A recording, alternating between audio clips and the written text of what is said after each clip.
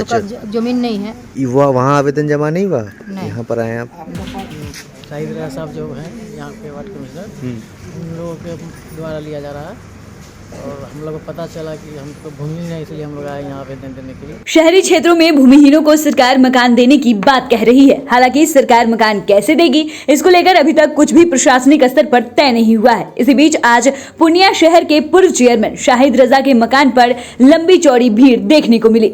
बात करने पर पता लगा कि सभी लोग भूमिहीन हैं और मकान पाने के लिए आवेदन देने शाहिद रजा के घर पहुंचे हैं। वहाँ एक कर्मचारी भी बैठा था जो इस बात की पुष्टि कर रहा था। हालांकि उसे किस सरकारी अधिकारी से आवेदन लेने का निर्देश मिला है, इस सवाल पर कुछ भी बता नहीं सका। हम लोग भरा रह रहे हैं, हम लोग का जमीन नहीं है, इसीलिए हम लोग दे रहे हैं कागज। कैसे आपको जानकारी मिली कि यहाँ पर आवेदन? एक आदमी से दूसरा आदमी, दूसरा आदमी से तीसरा आदमी, ऐसे चल रहा है। अच्छा, तो क्या चीज़ आप लोगों को बताया गया है? यही जो सर जो बोल रहे हैं सुन रहे हैं। अभी पहले बार आए ना। आवेदन लेकर आए हैं आप? क्या क्या लग रहा है आवेदन में? आधार कार्ड, राशन कार्ड, फोटोकॉपी। वहाँ आवेदन जमा नहीं हुआ? नहीं। यहाँ पर आए आप? अभी तक तो शुरू ही हुआ, कल हम सुने आज। नहीं कह रहे कि आपके वार्ड में आवेदन नहीं लिया गया? पता नहीं है सर। ये जो भूमिहीन है उनके लिए ये लोग प्रावधान रखे हैं। चेयरमैन शाहिद रजा साहब जो हैं यहाँ के वार्ड कमिश्नर, उन लोगों के द्वारा लिया जा रहा है और हम लोग को पता चला कि हमको भूमि नहीं, इसलिए हम लोग आए यहाँ आवेदन देने के लिए। अब इसमें कितना डिसमिल देंगे नहीं देंगे ये है, ये हो सकता है इलेक्शन के बाद ऐसा होगा, देने का प्रावधान लिया उससे पहले होगा, जो भी जांच होगा उसके बाद ही होगा। भूमिहीन जिसका जमीन नहीं है, एकदम रोड के किनारे है और ऐसे बैठे हुए हैं, तो उसके लिए ये प्रावधान कर रहे हैं सर कि जिसका जमीन नहीं है, भूमिहीन है, उसको जमीन सरकार के द्वारा दिया जाएगा। अच्छा, इस आवेदन के बाद सरकार द्वारा जमीन मिलेगा इन लोगों को? जी। कितनी जमीन मिलेगी, कुछ जानकारी? अभी इसका ये अभी सिलेक्ट नहीं हुआ कि कितने करके। अच्छा, कितने लोगों को मिलेगी इनमें से? कितने अब तक आवेदन आ चुके ये हैं? इनका सर्वेक्षण होगा, किसका एकदम इंक्वायरी होगी। इंक्वायरी होने के बाद इंक्वायरी कौन करेगा? सरकार करेगी। तो सरकार ने आपको बोला ये आवेदन लेने के लिए ऐसा तो कुछ? सरकार यहाँ पर चेयरमैन साहब आई है, वार्ड कमिश्नर आई है। वहीं जैसे इस बात की चर्चा शहर में फैली तो महापौर के भावी प्रत्याशी हैरत में पड़ गए। शहर में चर्चाओं का बाजार गर्म हो गया। शाहिद रजा पर राजनीति के नाम पर जनता को ठगने का आरोप लगने लगा। सरकार की तरफ से ऐसा व्यवस्था है कि शहर में रहने वाले गरीबों के लिए मल्टी स्टोरी बिल्डिंग बना के और जो है उनका रहने का व्यवस्था किया जाए, ऐसा व्यवस्था है। लेकिन जो व्यक्ति बोल रहे हैं उनके यहाँ से 5 साल मेयर रहे हैं और यहाँ नगर निगम को लीड किया वो, लेकिन उस समय तो नहीं कर पाए और आज इस तरह आवेदन ले रहे हैं। तो ये और कह रहे हैं कि सरकार को हम लोग भेजेंगे।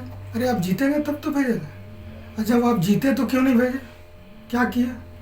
ये पॉलिटिकल स्टंट है, चुनावी स्टंट है और ऐसे लोगों को जनता हर हालत में खारिज करेगी। इस तरह के लोग आते रहेंगे और जो तरह तरह का हथकंडा अपना के जनता को बेवकूफ़ बना के वही पिछला पोजीशन लाना चाहते हैं। अब वो संभव नहीं है। सरकार ने जो व्यवस्था किया है कि जनता डायरेक्ट वोट करेगा मेयर और उपमेयर के लिए, और जनता जागरूक है। पूर्णिया की जनता को ठगना उतना आसान नहीं है। ये बेवकूफ़ बनाने का काम जो कर रहे हैं वो चुनाव के बाद वो नंगा साबित होगा।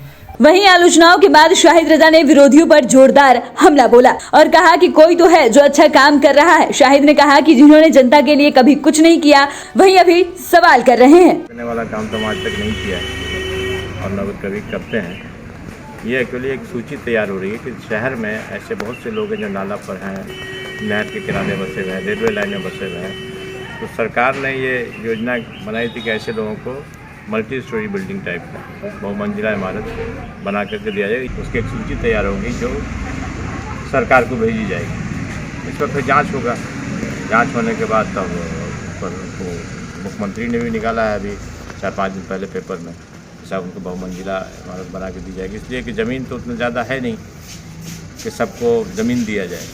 पहले ये भी बात थी कि सब ज़मीन 2 डिसमिल 3 डिसमिल ज़मीन दिया जाएगा, लेकिन वो संभव नहीं हुआ, तो बाद में सरकार ने निर्णय लिया कि साहब उनको बहुमंजिला इमारत बना कर दिया जाएगा ऐसे गरीब लोगों को, और वो जगह जहाँ इंक्रोचमेंट है उसको खाली किया जाएगा। नहीं, ये हमारा अपना पर्सनल सर्वे है, हम जो कर रहे हैं, बाद में हम सरकार को उसको भेजेंगे।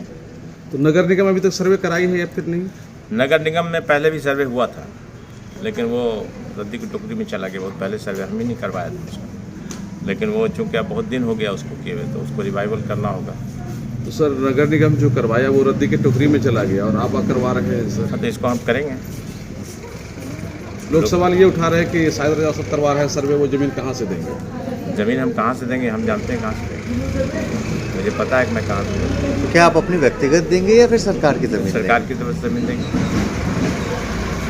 सरकार की बहुत सी ज़मीन है जिसको हम लोगों ने निकाला है कि कहाँ कहाँ ज़मीन सरकार की है जहाँ दिया जा सकता है। सर ये विधायक और एमपी मेयर भी कर सकते थे, लेकिन आप कर रहे हैं। विधायक एमपी या मेयर, हम इसको कुछ नहीं जानते हैं। हम ये जानते हैं गरीबों की ज़रूरत है, उसको पूरा होना चाहिए। सर जिस टाइम आप ये बात हम सरकार तक पहुँचाएंगे अपनी।